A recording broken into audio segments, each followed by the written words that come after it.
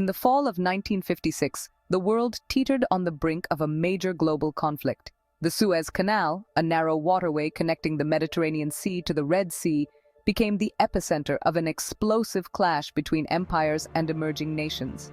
The Second Arab-Israeli War, also known as the Suez Crisis, was not just about land, but about power, prestige, and the fate of the Middle East in the Cold War era. This conflict would pit ancient civilizations against modern superpowers and test the resolve of newly independent states. The stage was set for a showdown like no other. Stay with us as we explore the dramatic events of the 1956 Suez Crisis. The story of the Suez Crisis begins with the Suez Canal itself, a vital artery of global trade. Constructed in 1869, it shortened travel times between Europe and Asia by weeks, making it the crown jewel of maritime routes. For years it was under British control, but the canal cut straight through Egypt, a nation yearning for independence and control over its own resources. In 1952, a new leader emerged in Egypt, Gamal Abdul Nasser. Charismatic, ambitious, and fiercely nationalistic, Nasser had grand plans for Egypt. His vision of Arab unity and resistance against colonial powers made him a hero in the Arab world. However, it also made him enemies. Nasser's goal to modernize Egypt clashed with Western interests, especially when he made a bold decision that would change everything. On July 26, 1956, Nasser nationalized the Suez Canal, taking control from the British and French. This was more than just an economic move. It was a declaration of independence from Western imperialism. Nasser's actions infuriated Britain and France. The canal was not just Egypt's lifeline, it was Europe's route to Middle Eastern oil. To them, Nasser was a threat that had to be stopped, but they couldn't act alone. The seeds of the Suez Crisis were planted long before the first shots were fired. For Israel, the years leading up to 1956 were fraught with growing hostility from its Arab neighbors, particularly Egypt. Gamal Abdul Nasser, Egypt's fiery leader, had transformed his country into a symbol of Arab resistance. He supported guerrilla attacks on Israel, known as Fedayeen raids, which harassed Israeli settlements along the borders. On top of that, Nasser closed the Straits of Tiran to Israeli shipping, choking off one of Israel's vital maritime routes to the Red Sea. Israel, a young nation surrounded by hostile forces, saw an opportunity to strike back. In secret meetings held in the French town of Sèvres, Israeli, British, and French officials devised a plan that would change the Middle East overnight. The plan was audacious and risky. Israel would invade Egypt, providing the pretext for Britain and France to intervene under the guise of peacekeeping and protect the Suez Canal from the ensuing chaos. This covert operation was given the code name Operation Musketeer. On October 29, 1956, Israel acted. Israeli paratroopers were dropped deep into the Sinai Peninsula near the strategic Mitla Pass as the opening move in Operation Kadesh, a lightning military campaign designed to neutralize Egyptian forces in the Sinai and secure key routes to the canal. Israeli tanks and infantry followed, advancing swiftly across the desert. Within just a few days, Israeli forces had captured the towns of Sharm el-Sheikh, Gaza, and most of the Sinai Peninsula. The Egyptian military, despite being large and equipped with Soviet weapons, was caught off guard by the speed and precision of the Israeli attack. Many of their positions crumbled under the pressure, and they were forced to retreat toward the Suez Canal. The plan seemed to be working perfectly. By November 5, Israeli troops were within striking distance of the canal zone itself.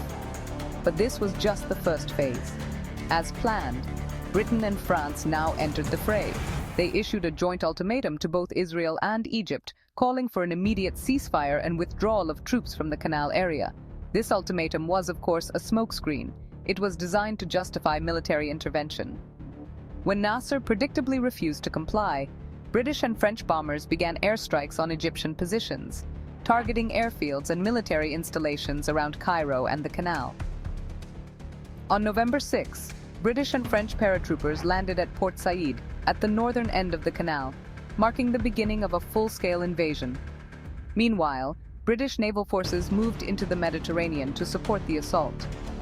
Their objective was to secure the canal and depose Nasser, whom they viewed as a destabilizing force in the region. However, Nasser was not a leader who would be easily cowed. Despite Egypt's military losses, Nasser's propaganda machine turned the invasion into a rallying cry. Egyptian soldiers and civilians fought fiercely to defend their homeland, while Nasser ordered the sinking of ships in the Canal, effectively blocking it to all traffic. The world was watching, and what was supposed to be a quick and decisive victory for Britain, France, and Israel soon began to unravel. What began as a regional conflict now escalated into a global standoff. The world's two superpowers, the United States and the Soviet Union, were drawn into the crisis, each pursuing their own strategic interests.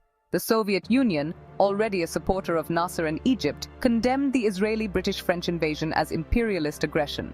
Soviet Premier Nikita Khrushchev saw an opportunity to expand Soviet influence in the Middle East. Khrushchev issued a stark warning to Britain and France, threatening to use military force, including nuclear weapons, to stop the invasion if they did not withdraw. At the height of the Cold War, the prospect of direct Soviet involvement raised the terrifying possibility of a global conflict with nuclear consequences. But the situation took an even more unexpected turn when the United States, longtime allies of Britain and France, turned against them. President Dwight D. Eisenhower was furious. He had not been informed of the secret plot between Israel, Britain, and France, and he feared the invasion would not only destabilize the Middle East, but also push Arab countries into the arms of the Soviet Union. Eisenhower's administration was focused on containing communism and maintaining stability, and a full-scale conflict over the Suez Canal threatened both. Eisenhower decided to act swiftly.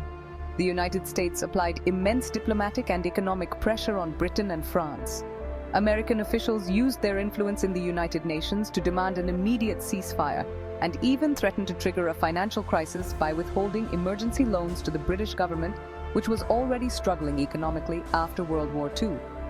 On November 6, 1956, under intense U.S. pressure, Britain, France, and Israel agreed to a ceasefire. The British and French forces, which had made significant gains in the Canal zone, reluctantly halted their advance, and within days began to withdraw their troops.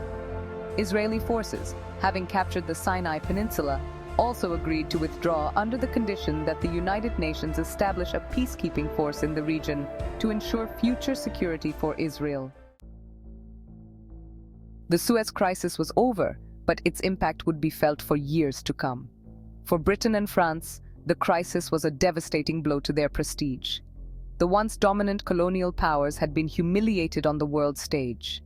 Their failure to overthrow Nasser and their forced withdrawal under American and Soviet pressure marked the end of their imperial influence in the Middle East.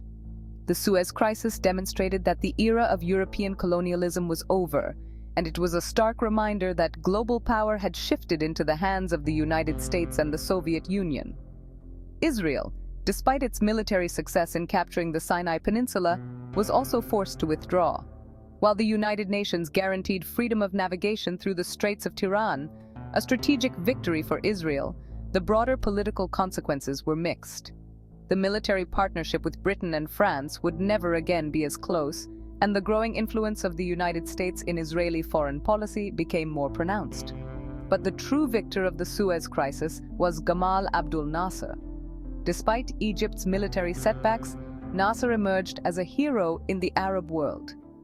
His defiance against Western imperialism and his ability to survive an invasion by three major powers cemented his reputation as a symbol of Arab nationalism and anti-colonialism.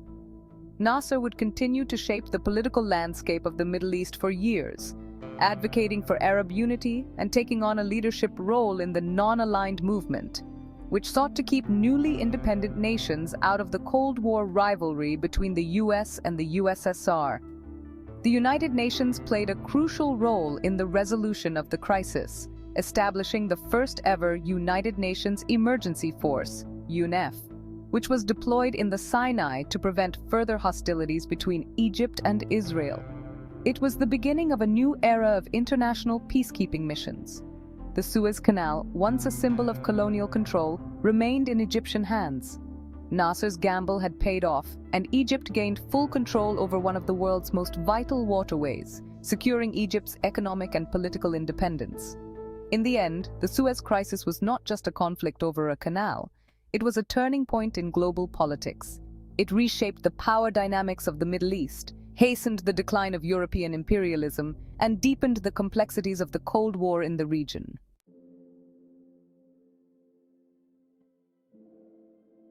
The Suez Crisis of 1956 was a turning point in history. It was a conflict that exposed the fragility of old empires and the rising tide of nationalism in the post-colonial world. It reshaped the balance of power in the Middle East and left a legacy that would echo through decades of regional tensions and wars. Thank you for watching this episode of Tales of History.